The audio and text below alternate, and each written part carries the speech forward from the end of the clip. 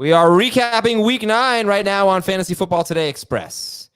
It's Adam and Jamie here, and we've got all these games to talk about and some injuries to talk about. Let's talk about the Cowboys. Start with that. And just like they are a mess right now, and now they've got Dak and Lamb hurt. I know Lamb came back, but he's having an MRI on his shoulder. Your overall thoughts on the Cowboys going forward? I mean, look, positive is Rico Dowdle looked awesome today, involved in the passing game, lucky with the touchdown, but clearly with the mess that they have with Ezekiel Elliott last week with Elliott and Dalvin Cook, you wonder if they're going to cut Elliott at this point after what happened, leaving him back, not taking him on the trip. Other than Dowdle, though, it was a complete mess. If Dak is going to miss any time, that's bad for CeeDee Lamb. If Lamb's going to miss any time, that's bad for Dak. If they're both out, it's bad for the entire offense. So you can't even sit here and say, oh, trust Jalen Tolbert or still trust Jake Ferguson with any semblance of confidence if it's Cooper Rush starting.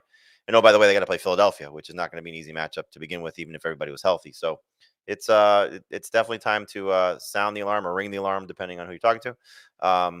Could be really bad for the Cowboys in week number 10. Yeah, we got all these wide receiver injuries to be keeping an eye on here with Chris Olave and Drake London and AJ Brown. Obviously, Lamb. It's an ugly week, but we'll see what happens there.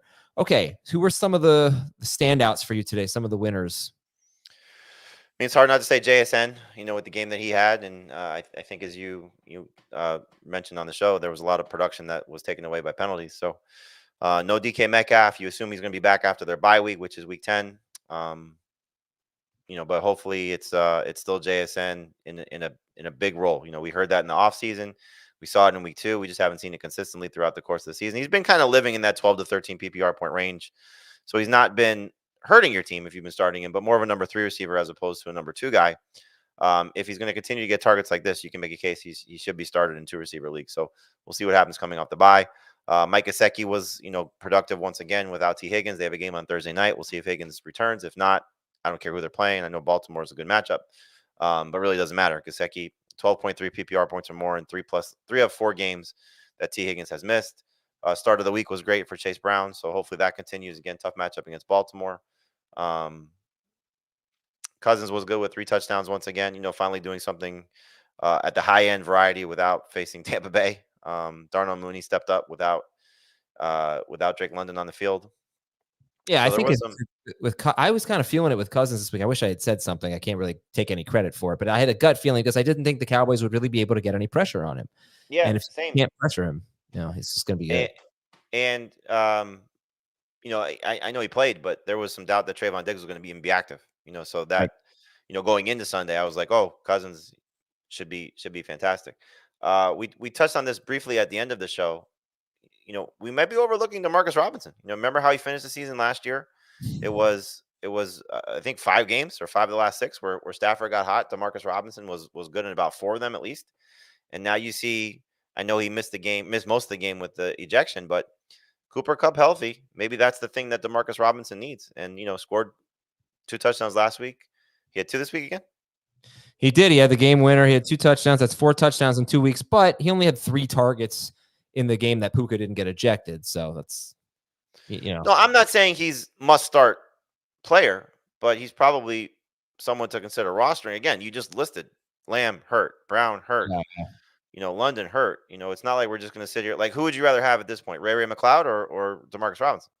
McLeod, if Puka's going to play next week, so I'd take McLeod. No, but I see your point. I mean, look, Stafford, if he throws a touchdown, he's obviously looking Robinson's way. But I think McLeod has a chance to, get maybe 6 targets next week, something like that. Fair point. No, I'm not saying you're wrong. I'm just, I would lean toward Robinson, but it's probably one guy may have more opportunities, one guy may have more touchdowns. So it depends on what you want to chase and which quarterback you trust, which offense you trust. Cedric Tillman, 3 straight games now of just excellent production, and it's weird how he's gotten it in some cases. 8 for 81 in the first game, 2 touchdowns in the second game, over 100 yards. Comes back today, has another touchdown, and does well in a tough matchup. I know it was garbage time, but still, production is production. And with the way Jameis plays and what this offense needs right now, it's like we could be looking at a must-start receiver to close the season. All right, Christian McCaffrey's coming back next week. I'm going to ask you, who do you think, if you were drafting right now, should be the number 1 pick in fantasy drafts in full PPR? You're going to tell me after this break on Fantasy Football Today Express. And we'll get Jamie's answer now. Who should be the number 1 pick in full PPR? I don't really know that there is a clear answer. I'll go ahead. You can answer. I'd probably say Saquon. God, it is tough. And if it were not full PPR, if it were non or half, it would definitely be Henry for me. I mean, you can make case Henry in PPR. Yeah. You look at the running backs and how they've performed. First off, you make a probably case for Kamara. You make a case for Achane. With how these guys have done. Yeah.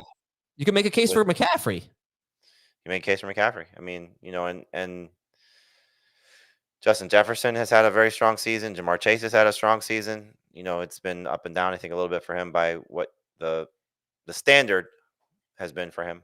But Joe Burrow healthy, Jamar Chase's numbers are usually pretty good. So you're getting the number 1 wide receiver going forward, I think, Nico, baby. Nico? Yeah.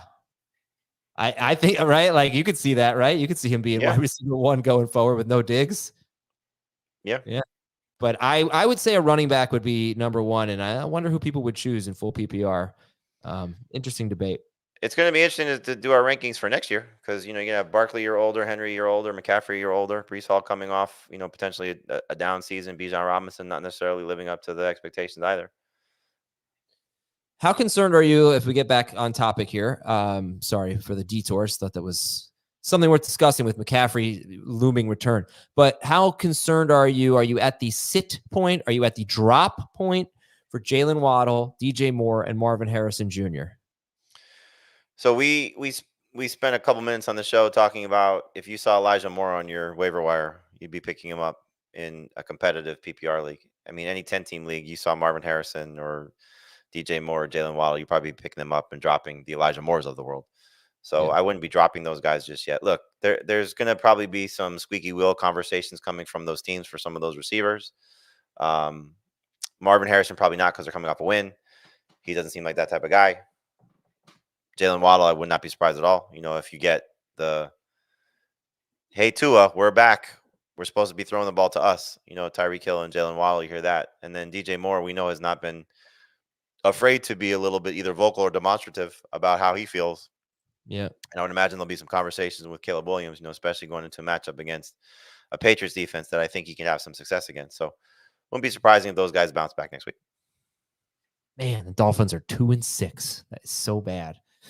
We got this conversation, like, there's a pretty clear path for about 6 teams in the AFC, right? The 7 spot's kind of wide open. And that 61-yard field goal, had the Dolphins got the ball and maybe had an opportunity to score, like that would have put them right there at 3-5. Absolutely. They've had some tough losses. So who's the 7 seed right now? Is it the Chargers? No, Chargers are in the top 6. The 7 seed, I don't know by record. Right now, I think the Colts are 7 or 6. Oh, I think it's Denver. I think Denver at 5-4, pending the Colts game tonight. So the 6 teams, just to make sure I have it correctly, it's the Bills, the Steelers, the Ravens, the Chiefs, the Chargers. I guess there's only 5. Texans. Oh, the Texans. I'm sorry, there's 6. So Denver would be next. Right. So we were discussing like who do you think has the best chance to be the 7th? For me, it's the Bengals. Absolutely the Bengals, but I also like the Jets. 3-6. 3-6. They're 2 games out. But time's running out. I mean, look, you got the Jets, the Colts, the Broncos, and I would have said the Dolphins had they won today. Yeah, definitely. I'm not really thinking the Broncos. I don't know. I got to see their schedules, but I don't think the Broncos. Oh, they're going to probably lose to the Chiefs this week. Have a wonderful evening, everybody. We'll talk to you tomorrow on Fantasy Football Today Express.